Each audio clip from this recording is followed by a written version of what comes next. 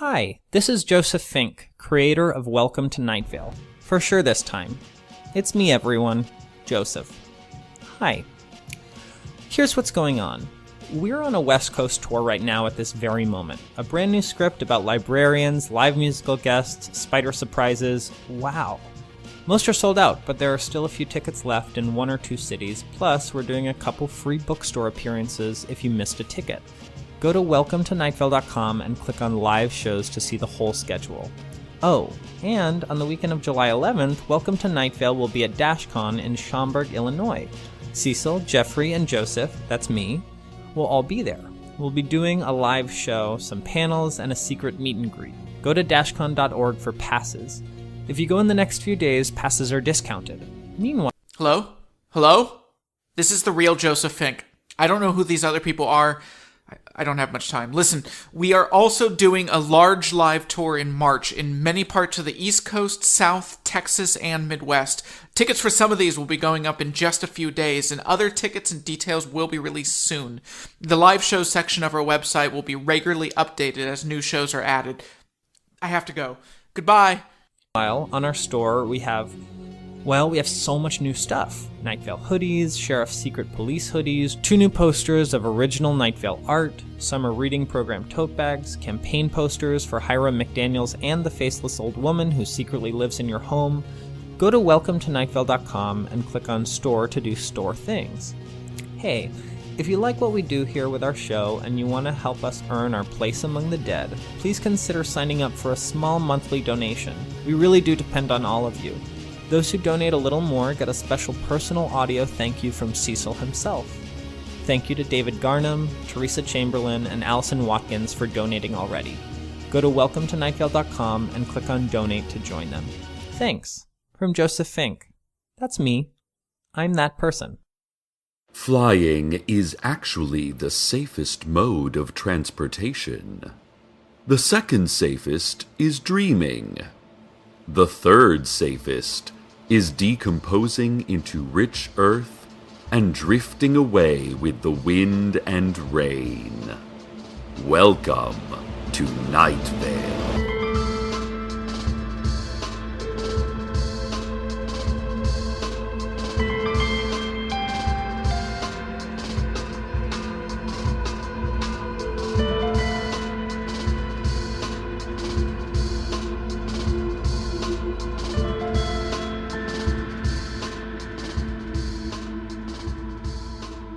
Hello, listeners.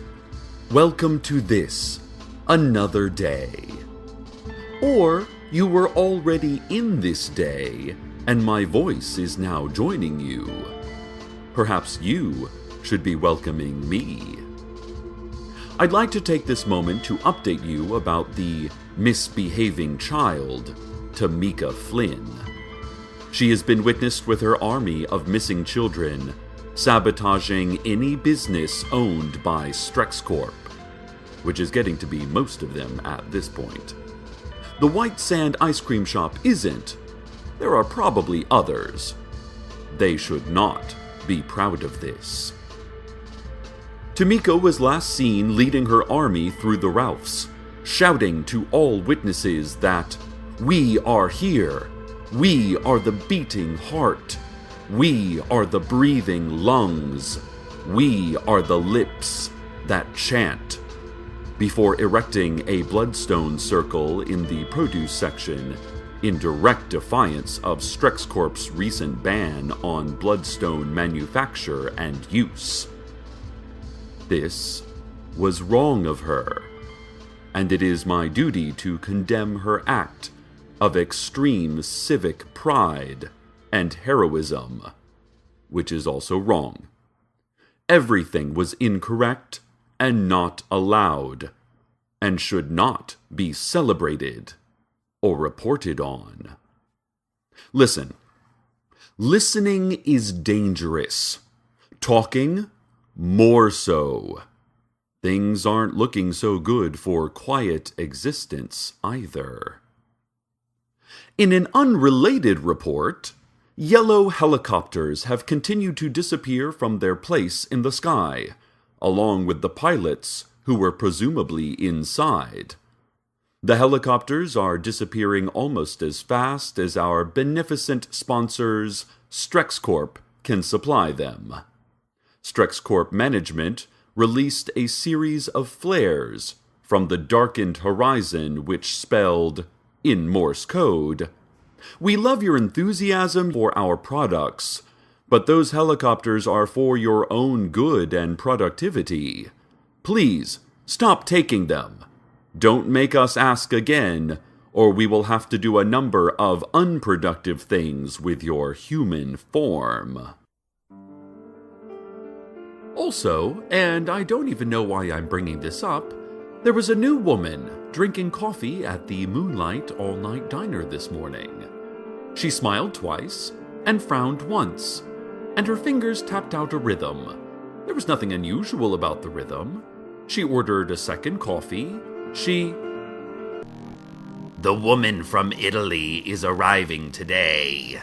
Nothing can stop her from coming this way. She will not hear pleading. She cares not for succor. She is the woman from Italy. Bow low before her. All the children in town know to hide in their rooms. The adults have forgotten. They'll recall all too soon. Her hands are like storm clouds with lightning-quick talons. All before is a murmur. All after is silence. And ate the last of her eggs. Nothing more to report on the woman at this time. I don't even know why I reported what I just did. The vague yet menacing government agency would like to address the lights and sounds seen in the scrublands just off Route 800 yesterday. Many townspeople reported seeing a great craft alight on the ground and disgorge spindly creatures of enormous size, wavering up into the darkness, with limbs that's angle and attachment met none of the criteria of human biologic knowledge. The agency would like to inform you that what you mistook for the scrublands was actually your grandmother's house. That what you mistook for a great craft was your grandmother, with whom you have a tense but ultimately loving relationship. And what you mistook as enormous spindly creatures were the words you and your grandmother exchanged, pleasantries and reminiscence to avoid discussing all the hurt that lies behind you, and the ultimate ending to your shared past that is foreshadowed by her every forgetful moment, every tremble in her hand. There is no such thing as aliens, says the vague yet menacing government agency. Your grandmother is dying, and so are you. You have this in common. Celebrate it. A memo from the owner of the Ace Hardware on 5th and Shea Street. They will no longer tolerate baristas lining up for day jobs in their parking lot. Every morning at dawn, dozens of baristas with newsboy caps, waxed mustaches, and knit ties tucked into button sweater vests continue to crowd the parking lot, foreheads beaded with desperation and hoping to be picked up to operate unlicensed espresso machines. This is scaring away the legitimate Ace Hardware customers, and the baristas will be required to return to their caves just on the outskirts of town, near the sand wastes, in the barista district. Oh, some great news to all of you out there who adopted kittens from Koshek, the cat floating in our station bathroom. Well, it's been several months, and the kittens have just been growing like you wouldn't believe. They've molted twice, and some of them are already getting their grown-up kitty spine ridges. Which brings me to my grave warning.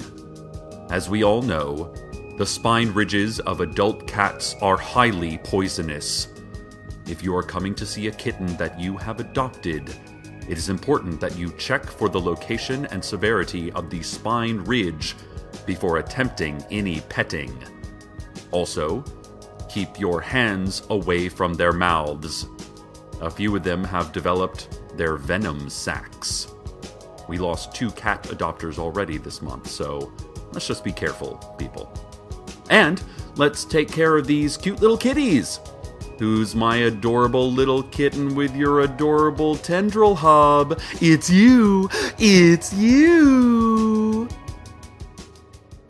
I'm not even sure why I bring this up, but the new woman is wandering down Main Street, checking out the various knick-knack stores and antique shops and chanting dens and food wallows that have been springing up with all this new money flooded into Night Vale from one single, uncomfortably efficient source. She is window shopping, but hasn't found one she likes yet. Bay windows, stained glass, a car window taken from a 1983 Honda Odyssey. She bought none of them. She gnaws softly on the side of her thumb. The woman from Italy is with us this evening. We hide and we shudder, but there is no deceiving. She exhales must and steam, she poisons the air. Say you have a family, say it. She doesn't care. The woman from Italy delights in your pain. She asks just one favor, but asks again and again. Do you think you could? No rush, just a moment. Give in screaming to eternally burning torment? Sang an impromptu song to the delight of everyone who heard her. No one heard her. And now, traffic. Think of a number. Any number. That number is how many thousands of years old a certain rock is. That number is how many times someone has cried in their life. That number is the lucky number of an unlucky man who has yet to realize he is unlucky. Think of a number. No.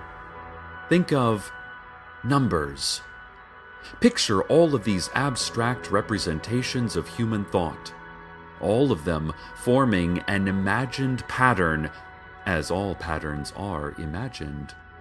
And picture how those abstractions describe, in specific ways, real moments that exist. Picture numbers. There is a woman who lives at 531 Beechwood Street. Her phone number starts with a 3 and ends with a 5. She smiled 18 times yesterday. She is currently thinking of 3 things she needs to do. There are actually 4 things she needs to do. She has forgotten one of them. She touches the doorknob 2 times before committing to its turn. She has 2 eyes. She has 2 hands. She has 2 more chances to make her life what she thinks it should be. But she doesn't know it yet. Think of a number. Yes. That's the one. That's the one that describes an infinity of disparate truths about our disparate universe. Also, the roads are looking clear. This has been Traffic. And now, a word from our sponsors. Filler text to be replaced with actual material. Replace with copy before sending to radio station. Talking points go here. Something about coffee.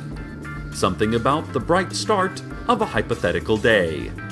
Something about secret boxes locked in secret soundproof rooms. Maybe make it a song. Look into that. Then, slogan goes here.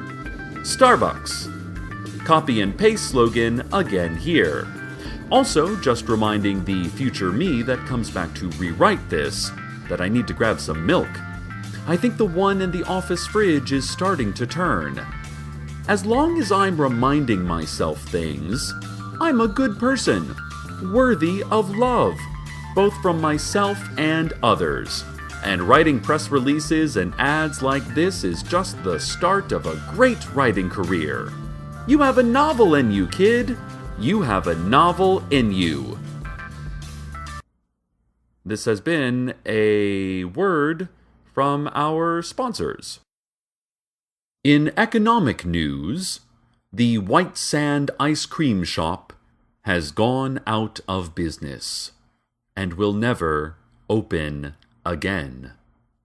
The owners, Lucy and Hannah Gutierrez, have gone bankrupt, and, as is usual for bankruptcy cases, have had their lives confiscated by the nearest friendly large business, which in this case was StrexCorp. We were only too happy to help. StrexCorp carved into a large slab, uncovered this morning out in the sand wastes, and dated to several thousand years ago by reputable scientists and experts. The carving continued. Lucy and Hannah are valuable members of this community, and now their value has been added to our value. We are even more valuable now. Everyone wins, even if it seems like some of the everyones are gone or absorbed or dead. This is just part of the natural process of winning. Archaeologists were baffled when presented with the content of the carving and evidence of its age, saying that just moments ago they were working in a museum in Los Angeles and they have no idea where they are or how they were so suddenly brought here. "Let us go home," they said to the person presenting the carving. "Please, let us go home." In a story that will interest no one, the new woman is sitting on a bench in Mission Grove Park, reading an old paperback copy of a book apparently called Bridge of Birds. Her hair flutters a bit in the breeze. She turns a page in the book. She crosses her legs as she leans back and relaxes into the story she is reading. The woman from Italy, oh, end of all things. She has seen the fall of Babylon. She has drunk the blood of kings. Her robes are shadow. Her eyes are dusk. Her voice is amber and chalk dust and rust. The woman from Italy has honed in on your scent. She seeks out your refuge. Oh yes, she knows where you went. It's your skin that she wants, bound and browned into leather. But first, pre-decease, I give you the weather.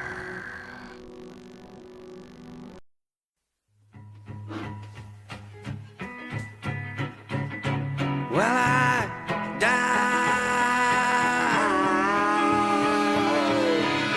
in Penn Station tonight, oh Lord.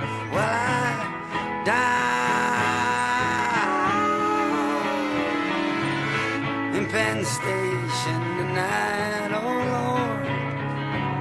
In Penn Station tonight, with a toothbrush and a comb.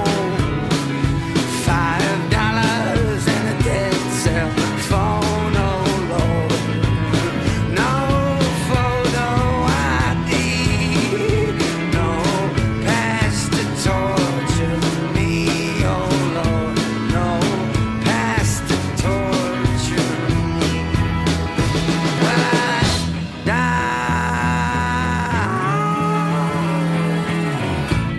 Penn Station tonight, oh Lord. Well, I died in Penn Station tonight, oh Lord. In Penn Station tonight. Oh, how sweetly I do sleep on the bathroom tile where the porters sweep with a nickel in my hand, like the Star of Bethlehem, oh Lord, like the Star of Bethlehem. And I know on track number 7 there's a train to take me to heaven, Lord, but a faster train's coming near. The devil engineers, oh Lord, that the devil engineers.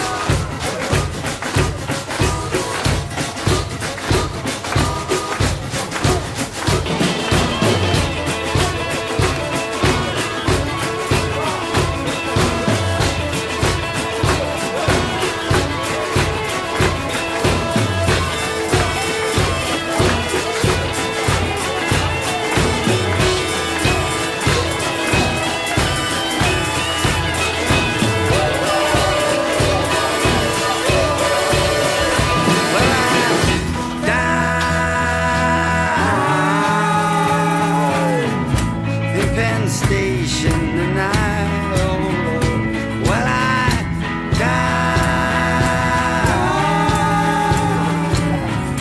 in Penn Station tonight, oh Lord. In Penn Station tonight. And I know track number 7 there's a train to take me to heaven, Lord, but a faster train's coming near. The devil engineered, oh Lord, that the devil engineered. Welcome back, listeners. Usually, after the weather, I am here to tell you about how we have been saved from some world-ending danger that, for whatever reason, has failed again to end our world. But today I have no such report, because there is no such danger. Or, there is an infinitude of such dangers. Rocks hurtling unseen from space? Gamma-ray bursts created by chance and utterly destroying by chance? Disease? War? Hunger? Or the slow dissipation of it all? Not by the sudden, but by the gradual always. But now is not the time for such light-hearted, childish thoughts. Now is the time for me to talk. Let's see. What can I talk about? Well, that new woman. The one I have been for some reason reporting on. She is leaving town. She has bought a Razor scooter from the pawn shop and is using it to skim her way down the shoulder of Route 800. Destination and origin both unknown. But we know where she is now. Good for us. Any information is impressive in such an opaque world. Cars honk and swerve. There are a few accidents. A man gets out of his car and looks at his bumper, fists on his hips, his mouth half open, saying, "Well, what is this now? Well, what is this now?" The woman does not seem to hear him, or anything else. She is skimming slowly out of town. Her hand raises, it waves goodbye. Her shoulders bounce slightly with the imperfections of the road. She turns to look back, and we all see her face, and we...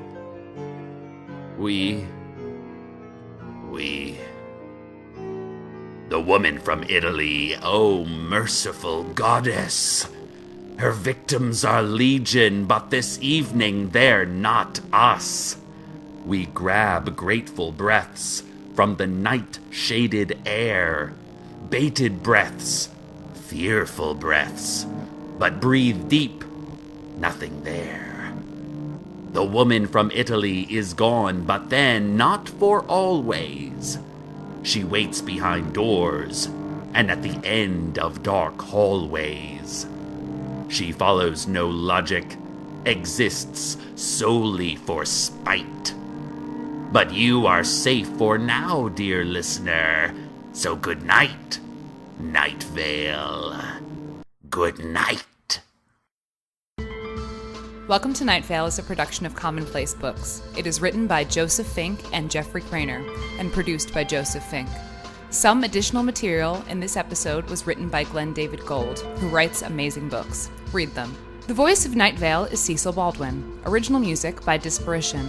All of it can be found at disparition.info or at disparition.bandcamp.com. This episode's weather was Penn Station by the Felice Brothers. Find out more at thefelicebrothers.com. Comments, questions, email us at nightvale@commonplacebooks.com or follow us on Twitter at Nightvale Radio.